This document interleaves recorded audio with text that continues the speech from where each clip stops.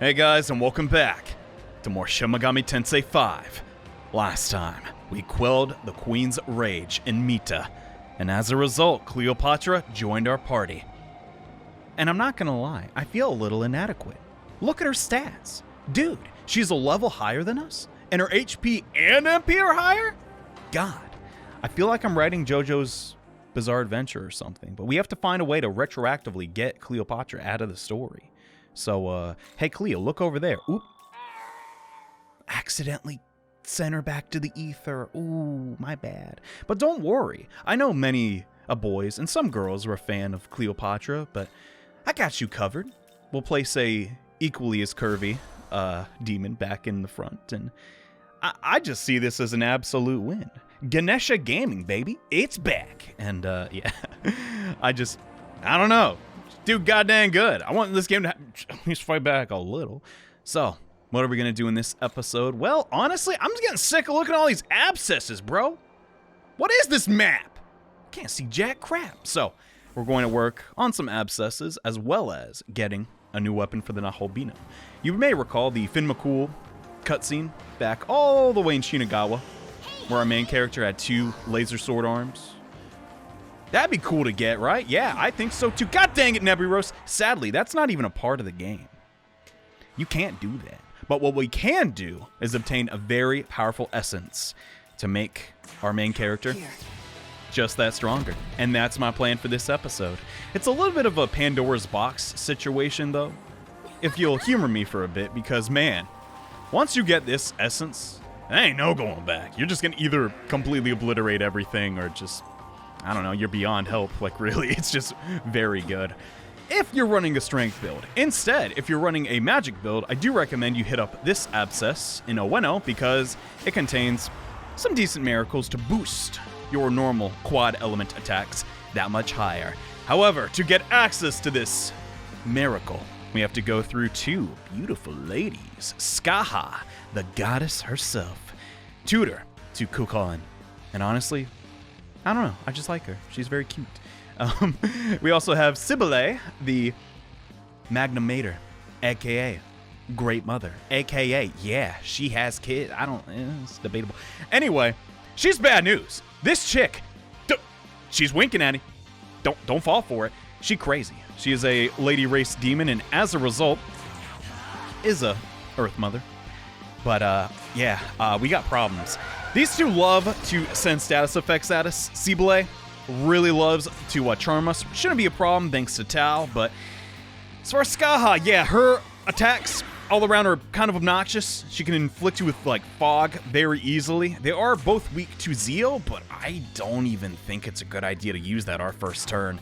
Hopefully things go our way and they just, like, cannot resist the shaking of that Ganesha belly. You know what I'm saying? Ooh! Cybele can't keep her hands off him. Neither can Ganesha, apparently, and he retaliates. Here it comes! Oh, thank God. We only got hit once. I'm down. Sexy dance. God dang. It is pretty devastating. I don't like it. So, we're going for Cybele first. Just cannot have her around.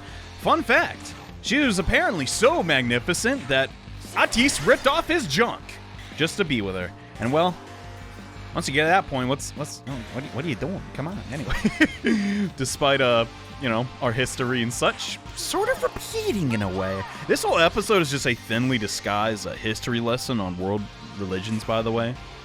If you're a fan, hey, great. If not, see you next episode, I guess. But I got a lot to talk about as we take down these abscesses. The lore here, it's thick. Not as thick as Cleopatra, though, or Cybele. God, man, I love this demon. Like, really, I loved her. Like, my first, like, ever experience with the Megami Tensei franchise, she saved my butt, and I was eternally grateful. But once I learned the mythological, like, history behind her, I was kind of disgusted. I was like, say what you will, though. No, Johnny, you don't understand. It's a smear campaign. I do like the horns, though. They're nice. It's good for your demon girls, you know, actually resemble demons. You can't really see it, like, in great detail here, but they're there. A lot of nice, like, updates to the texturing, specifically for this game. I will say, though, do we need to go gung-ho? Yeah, I'm using Fierce Roar again. Why the crud not? No remorse for these two. Skaha's a good girl, though. Legit. It is interesting how she is higher level than Kukulin, because that's not always the case. I find that a little odd, but not a complaint by any means. I actually couldn't win for Zeodon there. That was a misplay. Oh well, doesn't matter. Get bit. This is the first time we've ever encountered a like Abscess in Mita that we could actually reasonably take on at this level. But yeah, that was missed, Rush. If you blink, you miss it, really. It can inflict fog, which is kind of annoying, but this is why I prefer to have Abyssal Mask on our main character. It just really reduces the chance of any of that crap ever connecting. It's not like a mandatory skill, because eventually we will encounter some essences that just flat out block every, like, feasible ailment. But those are still very far away from us. Yeah, we're safe to do this, and then I guess Ganesha will get another turn to do his Ganesha gaming thing. What are we even doing with this demon? He could do decent damage, but yeah, he's really just a sponge for punishment. I don't know. That's kind of messed up.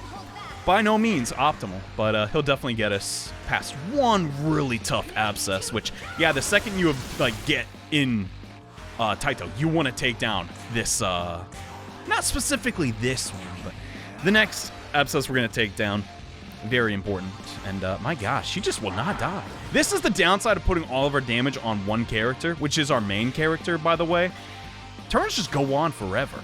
We're only hitting them with heavy damage at the moment. But don't worry, that'll change soon.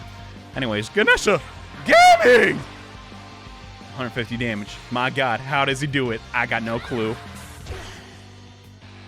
Man. She's just such an odd... Like, I like her hat. What is it about hats in the Shin Megami Tensei? It looks like Kool-Aid. Not the hat looks like Kool-Aid, but when we bite her in the blood, it just looks like orange Kool-Aid. Anyway, I guess I'll just use a Megidola and we'll get the heck out of here. At a certain point, strategy is just thrown out the window because of the Megidola skill, and just almighty attacks in general, as we'll soon find out. See that as a boon or bane of the franchise? I don't know, but yeah, sort of a gimmicky battle. If you have decent enough demons and just can burst down one quick enough, and maybe some Amrita sodas, the battle is yours. Anyway, your reward are the Quad Element Mastery 5s, meaning you can get your Agidines, Bufudines, etc. to +9 on your main character. Will I do that? No, because I don't use magic. What am I, stupid? You can get kind of a cool view over here. I like those skyscrapers. They're cool. And a part of a little bit of a puzzle, if you could believe it or not. Unless I'm getting my areas mixed up. Anyway, that's all I actually wanted to do in Ueno, so we're going to immediately turn back around and head to Asakusa. I know. Just moving about all around, pretty much, in this part, but for good reason. There's a couple things I want to get here. Like, seriously, Asakusa Main Street is just, like, shopping district. At least when it comes to, like, this, Netherworld. Because, God, you're going to see. We're going to go from 0 to 100, and yeah, it's Goku. Hey, man, sorry I've been avoiding you. Are we still, like, teaming up? Because Bethel sort of... Did you get fired? Did you get laid off, man? Because I can vouch for you. I'm like, nah, man, we need Goku. Like, we can't fire him. What is it you even do anyway? Listen well. So, Bethel triumphs over the King of Chaos, only to quickly collapse and become the very thing it meant to destroy. Does this seem strange to you? Or is it simply the natural order of things? If you were to ask me, I would say it was inevitable. Order is born from chaos, from whoever claims victory. At which point, the question one should ultimately ask is, who will win? Yes. I will let you think on the answer. Okay, well, it was nice to meet up with you again. Moving forward, though, yeah, to answer his question, who will win? Not me if we don't step on it. So, we have the Norse section of Taito, and, well, this here is the Hindu region, as we'll soon find out, and it's sort of being blocked by a familiar face. I'm sensing something. It's that freaky demon lady you fought a while back. Listen, what do you say we get out of here? Like, right now? How can you stay so calm at a time like this? Honestly! Oh, you better be careful, alright? I'm serious. Like, extra super mega ultra careful, okay?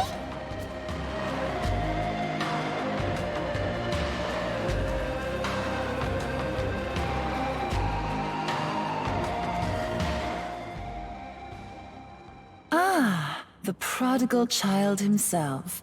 Perhaps you could indulge me in a short chat? You needn't worry, I'm alone. You certainly share your humanity with Yakumo. But do you share his beliefs?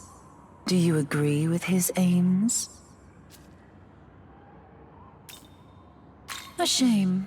Then you too cannot see beyond his surface. That man doesn't matter. It's you I have questions for. Which side of this conflict do you stand on? Are you for the humans or the demons? I suppose I side with the humans, but surely a goddess can be partial to her own creations, even if demoted to demonhood. And you aim to seize the throne of creation? Well, as a means to an end, certainly. To take it simply for power's sake would be a touch petty, don't you think? Yakumo and I share a vision. It's why I lend him my power and why I strive to see his world come to fruition. Poor Yakumo's zealotry does tend to leave a bad impression. But what nobility in his soul, in his aims. As far as I can tell, he doesn't even trust his fellow man. A most shallow appraisal, my dear. Yakumo loves his fellow man perhaps more than any other. He rejects humans who have given up, precisely because he believes in humanity's potential for strength. Do you understand, child?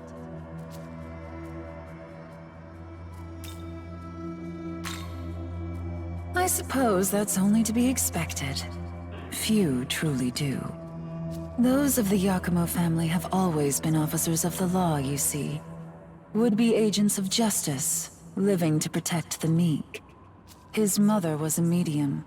She helped those tormented by dark spirits.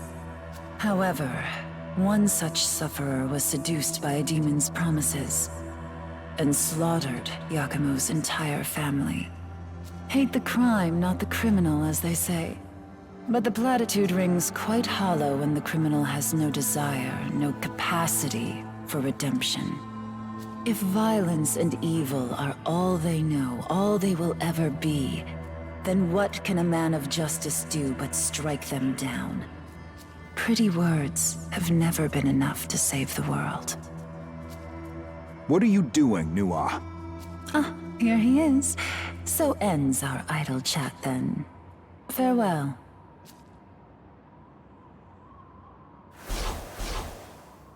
Perhaps the will of mankind is stronger than I knew. Whew, that could have been bad, huh? Totally. But you know what? That demon woman? I think she might be in love with that human. No, wait! Maybe she loves all of humanity, and that man is supposed to be a symbol of it or something. I don't know. Either way, it's kinda complicated. But that was love for sure. It's like how I love when you get all upset. You know? Just like that. But yeah, never mind.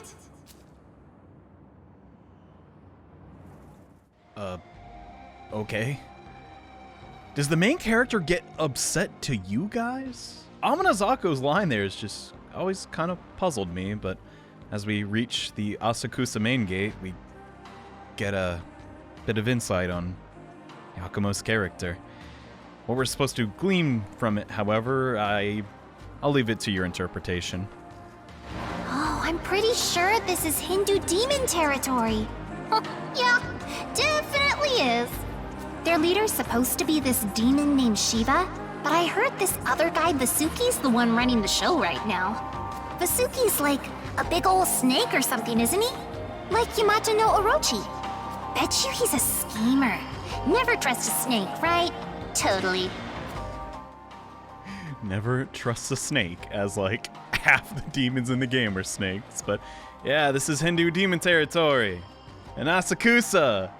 Get some familiar faces, like, what was your name again? It's been a while, Abscess. Oh yeah, it's Abscess. No salvation benefits this world more aptly than destruction. Lord Shiva has spoken thus. Sounds like someone's butthurt they got beat by me, bro. Anyway, we'll be sort of in and out of here. Similar to Ueno, we just really don't got a lot to do. Can I just say how much I love this pose? Never mind that it's like a topless woman. It's not about that, really, but like, dude, it just looks so natural. Like, it's really effing cold here. Lord Shiva has begun the rites of conjuring the Rudra Maastra. Thus, for the moment, King Fuu-Ki shall guide us in his stead. Anyway, want a soda? Nah, I'm good. Either she's insanely tall, or this is the smallest soda machine I've ever seen. Maybe they're submerged a little bit in the snow. Couldn't tell you, but yeah. Fuu-Ki, you gotta be effing kidding me. God dang it. This is why I don't do these. Who is it? Oh. Well, this works out great. First and foremost, another demon I can't admit but have a crush on, Atropos, who sadly is not a high enough level to recruit, but I did want to speak to Cerberus anyways, and now as good a time as any. We have a special convo between, wait, Hydra and Cerberus? Well, they are brothers. Guess it makes sense. I don't know why that's kind of odd to me, but yeah, it makes total sense. You. Could it be that you are Cerberus? Yes, I am Cerberus. And who are you? I am Hydra. My father is Typhon, and my mother is Echidna. Therefore, I am your brother. So you're Hydra? We finally meet, brother! It's been too long. To think it wouldn't happen until the 5th game. Game? What are you talking about? Not important. I'm just saying it's been a long wait. They broke the, what? A long wait indeed. I've managed to remember you. Despite so much time apart, brother. But sadly, I've nearly forgotten the others. Ah, Orthrus and Chimera. No worries. Someday we will all see each other again. I pray you are right. For the time being, however, the Netherworld is embroiled in war. We'll have to get through this first. A lot of fighting ahead for both of us then. Here, take this. It's sure to help. Oh, he's looking out for his little bro! That's strangely cute. I'll be going now. Oh! I'm not into the whole, thing. May we meet again, brother. Despite my icon on Twitter being a dog, I never really thought about, like, how do you howl like a dog? Cerberus is a dog, yeah, makes sense. Anyway, there's funny enough, another, wait, did we see Orthrus and? Yeah, we already saw Orthrus and Cerberus. So who else do I use Orthrus on? Is it Chimera? No, I gotta use Chimera. Listen, this is a lot to keep track of. The point being, I'm gonna show all the special combos. It's all sort of a blessing in disguise, but didn't really change much because, well, there's a Cerberus around here somewhere. God, I'm sorry. If you're playing this game like the middle of the night, you ain't gonna see that Cerberus, dude. Speaking from personal experience. Call it clever or just kind of like a turd move, I guess. He blends in rather well. I like it. Anyway, this point on the map right here, if you want to be OP and you're running a strength build, or just really any kind of build, you've now achieved it. Aogami Essence 10. I'm not hyping this up. Actually, crap. Aogami, it's supposed to be 10. It's 0, but there's a character limit. It's the 10th one. Trust me, I counted them. Anyways, simply put, this is the best, just Aogami Essence. It's not even up for debate. Almighty Flareoma, Enduring Soul, and best of all, Murakumo, a severe, strength-based almighty attack, which has an added effect of dealing bonus damage when it crits. yeah, it just doesn't get more overpowered than that. That's just a really loaded attack. If you don't know about Aogami Essence 10, you're missing out. But outside of that, this is the Hindu demon territory, and it's honestly one of my favorite areas. Just, seeing Asakusa warped to a area with a bunch of floating blocks. I don't know. It's kind of fun. It's just strange. In a good way, though. Before we head out, though, there's honestly not a lot I can do here. You think I can take on Fuu-Ki? You're nuts. Sure, he's not the true leader or whatever of the Hindu demons, but he's still a dragon god. We can't compete. So instead, I'll pick on some of the demons that reside here, like Fuu-Ki, who, yeah, not Hindu at all. I'm still going to try and talk to him, though. Just, we'll see what happens. The Onis are traditionally kind of funny dudes in Megami Tensei. Hey, let me smack you. Okay. Yes, we got a masochist over here. That's it? What? That's all we got out of him? Okay, I guess we'll battle then. I swear, there's so many goddamn funny demon combos.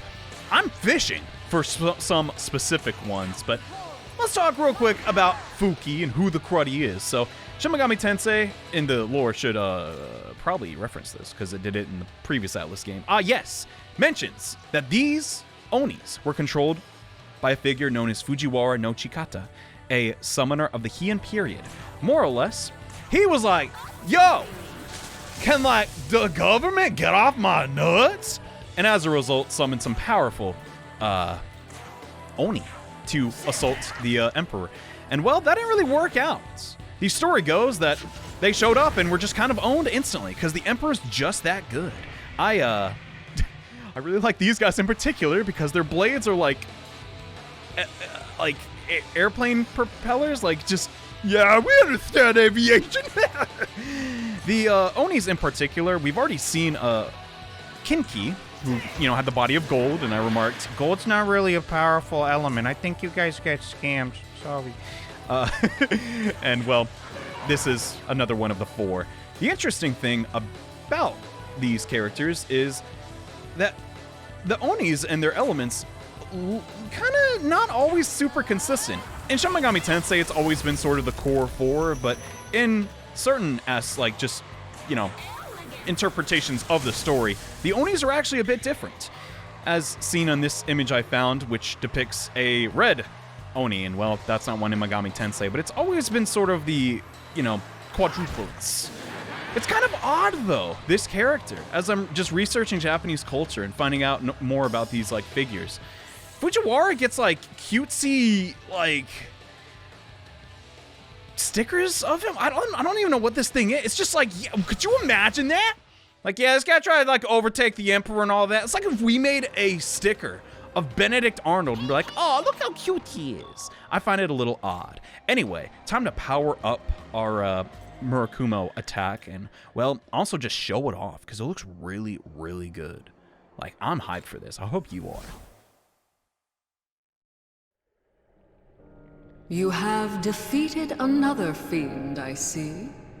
With every fiend you vanquish, your power grows. Perhaps this is why I was to hand you the menorah. I am interested to see the outcome of your next encounter. I am too. Let's see how it all plays out, shall we? So, before moving forward, we, want to enhance our main character. But we want to be very careful because we'll soon be learning our 8th skill. However, if you're really attached to the severing bite animation, sorry to say, we're not doing that no more. So, Murakumo and Almighty Flareoma. Oh no, here's the problem. Dump. I guess I'll get rid of Bloody Glee too. This is the issue. We now have so many good passive skills for the main character, right? I don't know what I want most. Definitely Critical Zealot, Hellish Mask, and then Beastie and Bloody Glee, we can kind of get by without them. Now we've sort of homogenized our main character, though, so much so that all he really needs is Critical Aura, his defense down debuff for the foe, and Murakumo. This is what I was talking about with almighty damage. Now it's just like, all right, how do we want to go about this fight? Maybe I could, no more of that. Now it's just Murakumo for pretty much every turn, which I could see getting a little bit repetitive, but I ain't complaining. To power up this skill, though, this is why I've been hanging on to a majority of my glory. We've been slacking on the almighty mastery, and well, no longer. We're going to, not in one episode, max out entirely, because that's strictly just not possible unless we do a Abscess, which is very far away, but we'll get it to +5. That's not too bad. With that out of the way, though, I still cannot, like, in good conscience, recommend this team to do the next battle, so we will be doing a pretty brief demon negotiation, assuming we can succeed. But that's all I wanted out of Sophia. Let's go round up that demon. And, yeah, I should probably heal and save first.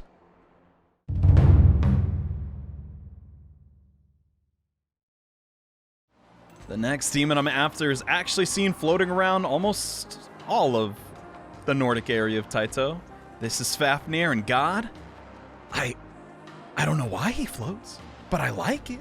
I guess they're going for sort of like an airplane thing with his, I better pay attention, his, you know, flight patterns and all that stuff. But this is the, there's a bunch of y'all, and they're getting the jump on us. That's not good. I have a lot to say about Fafnir in particular, but, man, that works out great.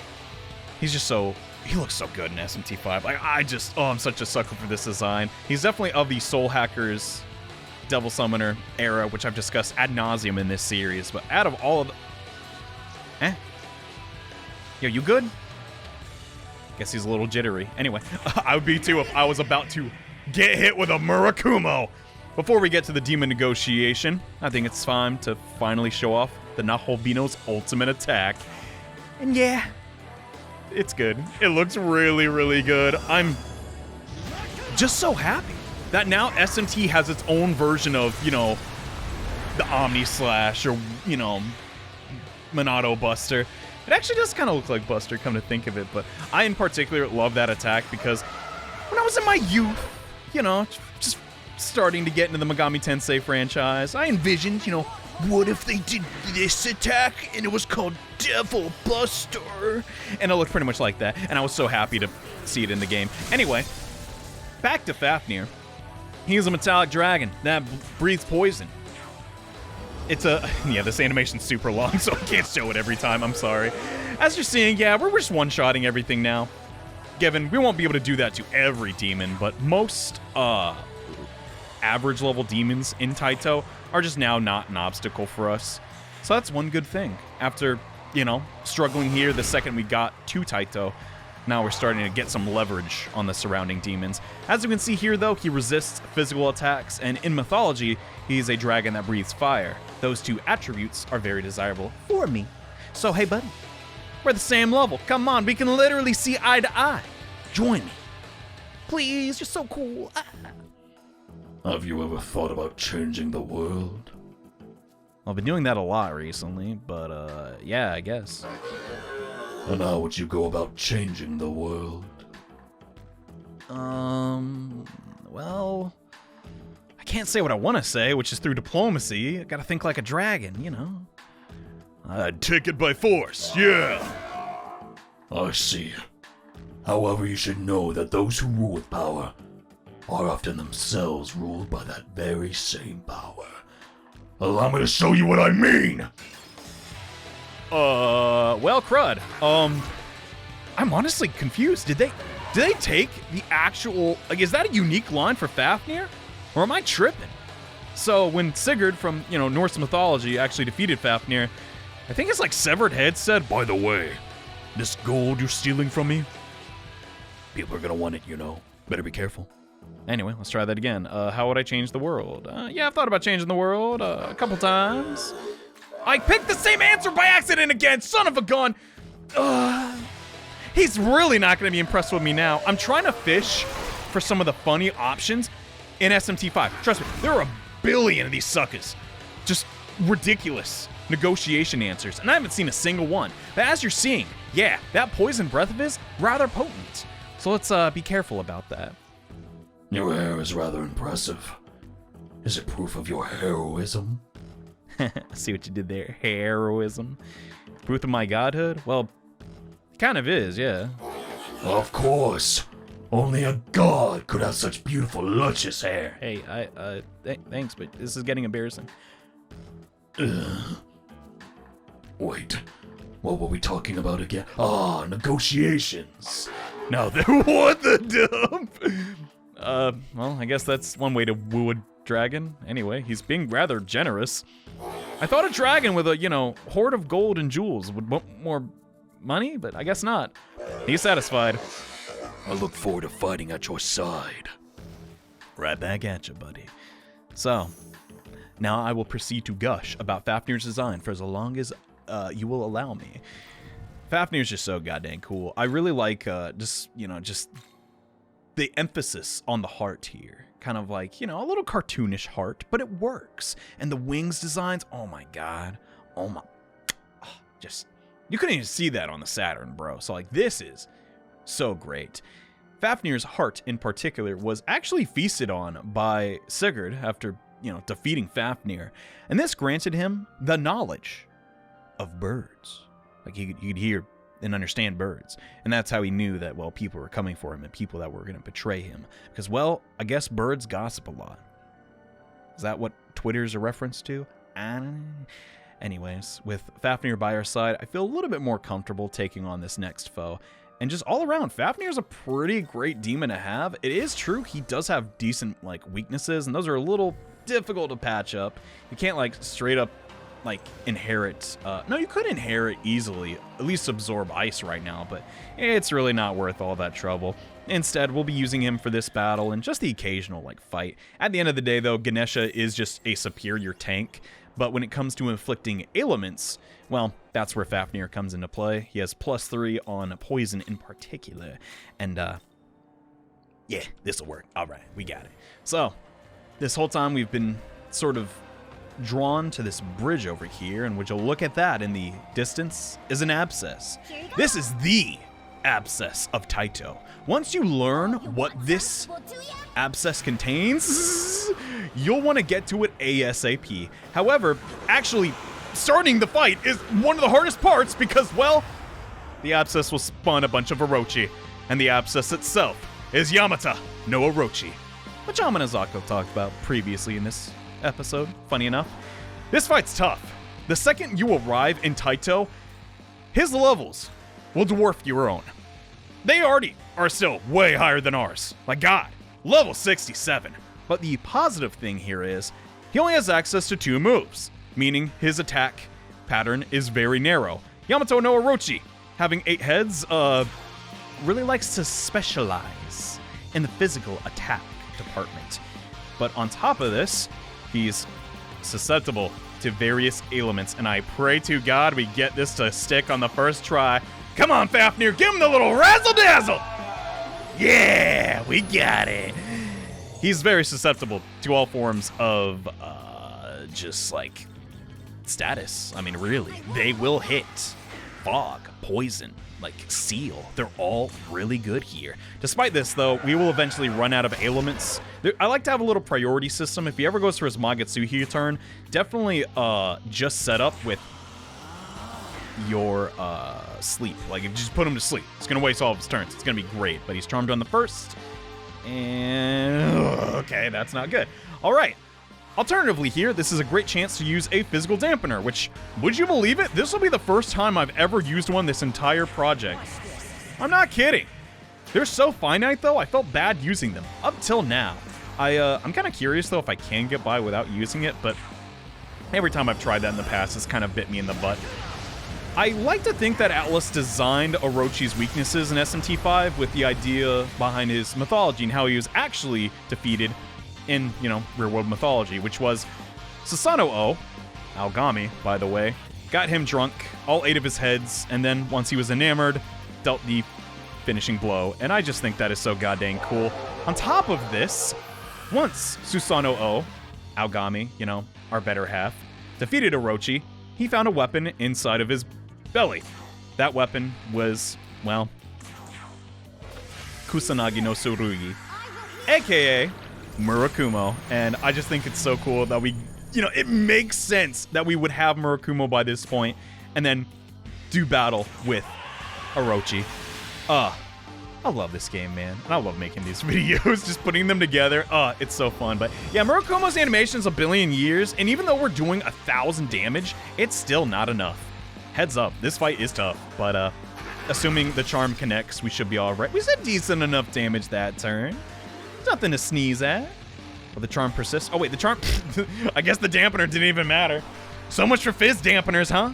You could alternatively use some attack mirrors. Those are also very beneficial. Definitely recommend them, but outside of this, I'm kind of worried now. It might be a good idea to refresh the status, get another press turn with Toxic, and let's extend the defense down.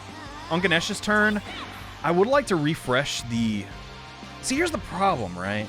His normal attacks are always going to go for Ganesha, and that's fine, but when he uses Taitomachia, which is his severely damaging attack, it's not actually severe damage, by the way, that's just me messing up. That sucker gonna hit for a lot. So I want to hopefully avoid that. You could also get by with increasing your defenses, but I really think just like sealing him is ideal here. If he gets sealed or you put a Mirage effect on him, god dang, he can't do nothing.